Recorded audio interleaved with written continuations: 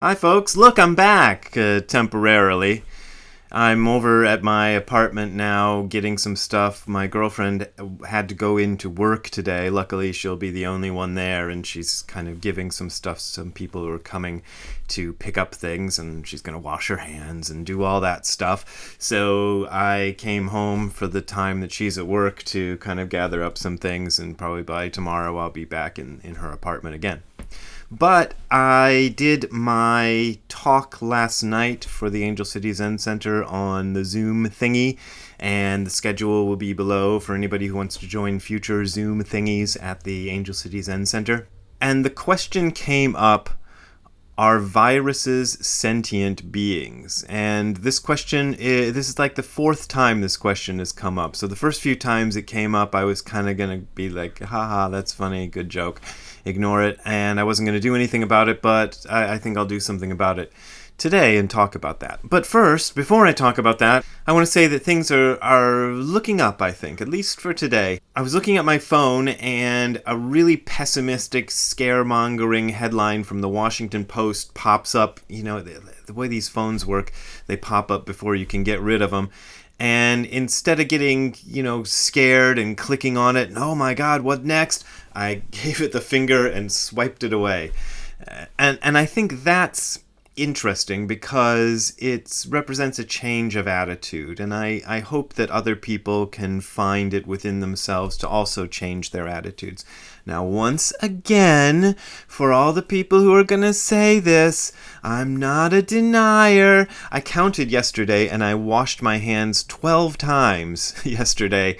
Doing the whole thorough thing with the whole scrubbing and all this stuff. I'm not touching anything. I'm doing social distancing. I'm only going from Adriana's apartment to my place and then back to Adriana's apartment. That's all I'm doing today, other than maybe taking a walk later in which I will keep 2 Danzig's distance apart. I'll see if I can put a graphic up to explain what 2 Danzig's distance is.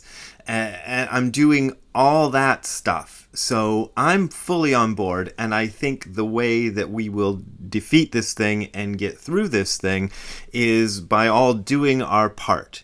That's what I think, and I think it's a good idea, and I think we should all carry on, and I think you should carry on and not be a denier. Yep. But while I'm not a denier, I'm also not a believer. I have to say this too. There's a lot of stuff out there, especially God forgive me, but especially in the mainstream media, who are stoking the fires of horror and death and strangulation and awfulness that I'm choosing to ignore because I don't need it. It doesn't do me any good. It doesn't do me any good, the stuff people are sharing on Facebook and Twitter. I haven't looked at them for a week and a half now. So just do your bit and keep an optimistic point of view about how this thing is going to go. Keep the point of view that we are doing this thing together because we think it's going to work and we're reasonably confident it's going to work. And let's hope for the best. As for viruses and whether they are sentient or not, this is an interesting question because as far as Buddhism is concerned, sentience is everywhere. It's like Elvis in the old song by Mojo Nixon. When I look out into your eyes out there, when I look out into your faces, you know what I see? I see a little bit of Elvis in each and every one of you out there. Let me tell you, well, Elvis is everywhere. Elvis is everything. Sentience is everywhere. There is nothing which is not sentient. So sentience, consciousness, whatever kind of word you want to use for that phenomenon, is a universal thing. So that means that viruses too are also sentient beings. But at the same time, there are sentient beings and there are sentient beings. It doesn't mean that viruses are sitting around going, geez, I had a good time yesterday infecting, that person, and I'm hoping to hop out on a snot drop and infect somebody else today. That'll be great, and I'll have a lot of children, and they're not sitting there doing that. And there's no sort of remorse you have to have whenever they finally produce a drug that kills this stuff for taking it. I'm sure as hell going to take it if I need it, and I think everybody else should too. So you have to kind of make your boundaries where they are. but they are still sentient. And the Zen way of expressing this is kind of interesting, and I was thinking about it the other day, which is that we don't do what the Yogacara school of philosophy did, which I've been talking about a little bit on this YouTube channel, which is trying to explain everything and trying to make a formulation and going, it's like this and this and this and this and this, and then kind of going, so you can kind of stick it in your head and keep it there. Rather, what the Zennies do is they make these kind of cryptic statements which probably won't make sense when you initially hear them.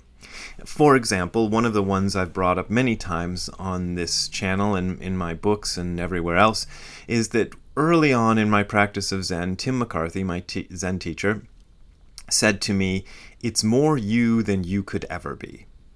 And then later on, Nishijima Roshi, in a conversation I had with him in his little room that he had in the Dogen Sangha, said to me, "My personality extends throughout the universe."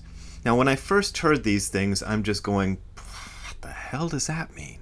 But I had a certain amount of faith in these people that they weren't crazy, because I could see them. I interacted with Tim a lot. We lived together for a while in the same house, so I was very familiar with him. Nishijima Roshi, too, I didn't live with him, but I saw him, at least once a week or often more than once a week, and I had long conversations with him.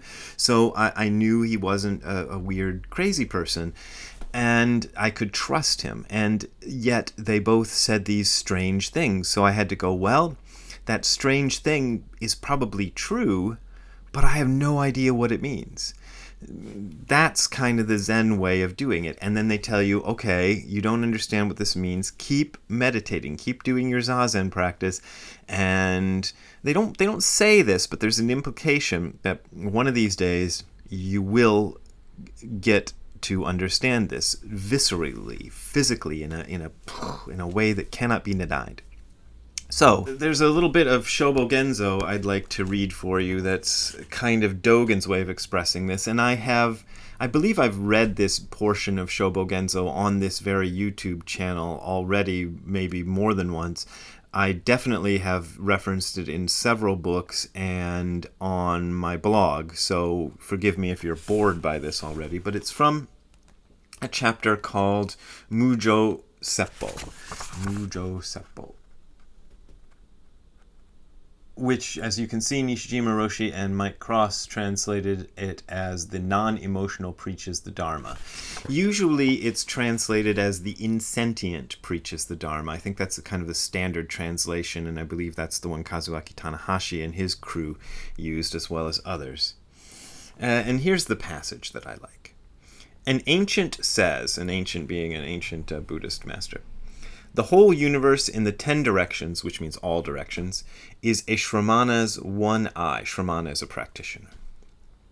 We should not consider by intellectual comparison that to hear sound through this eye may be, as in the founding patriarch's words, hearing sound through the eyes. Although we study the words of the ancient that the whole universe in 10 directions is one eye, the whole of the 10 directions is just one eye. And furthermore, there are thousands of eyes on the tips of the fingers. There are thousands of eyes of right dharma. There are thousands of eyes in the ears. There are thousands of eyes on the tip of the tongue. There are thousands of eyes on the tip of the mind. There are thousands of eyes of the thoroughly realized mind. There are thousands of eyes of the thoroughly realized body. There are thousands of eyes on the top of a stick. There are thousands of eyes in the moment before the body. There are thousands of eyes in the moment before the mind. There are thousands of eyes of death in death. There are thousands of eyes of liveliness in liveliness. There are thousands of eyes of the self. There are thousands of eyes of the external world. There are thousands of eyes in the concrete place of eyes. There are thousands of eyes of learning and practice. There are thousands of eyes aligned vertically, and there are thousands of eyes aligned horizontally. That's all one sentence there, that last bit. So that's how he expresses it. And in another part of Shobo Genzo, he says eyes is the same as mind in a different essay. So you could read that as there are thousands of minds in all those places, meaning it's everywhere. And he's trying to express that it's everywhere. But you are not going to get that intellectually. At least I never did. The effect of practice, though, will get you to the point where things like this make sense. And I feel like I am possibly doing a bit of disservice to you folks out there who watch me by saying it the way I say it. But I don't know. I'm hoping that the way I say it also has some reasonably good effect on people. So, yeah, there are thousands of eyes in the eyes of viruses. So that too. It's all sentient. It's all you. There you go. That's my little speech for today. As I keep saying, my Patreon and PayPal links are always below. That is how I make my living, my main way of supporting myself. But I also understand that everybody's freaking out over money these days. So if you don't feel like you want to contribute, that's fine. If you feel like you want to suspend if you're doing a monthly thing and you want to suspend it for a while, it'll be okay. I'll manage somehow. But I do thank you folks who are hanging in there and still supporting me during this time. I really appreciate that. It makes me cry with tears of joy sometimes. I'm not even making that up. So that's it for me. I'll try to keep doing one of these a day. You'll probably be back to the old blank wall next time, but I really like this wall of books a lot better. My place is smaller than Adriana's, and it's not nearly as clean, and there's no decent kitchen. I mean, there is a kitchen, but it's really hard to cook in there, and hers is much easier, so that's where we're staying. And that's probably where I'll be broadcasting from next time you see me. See you later. Have a good day.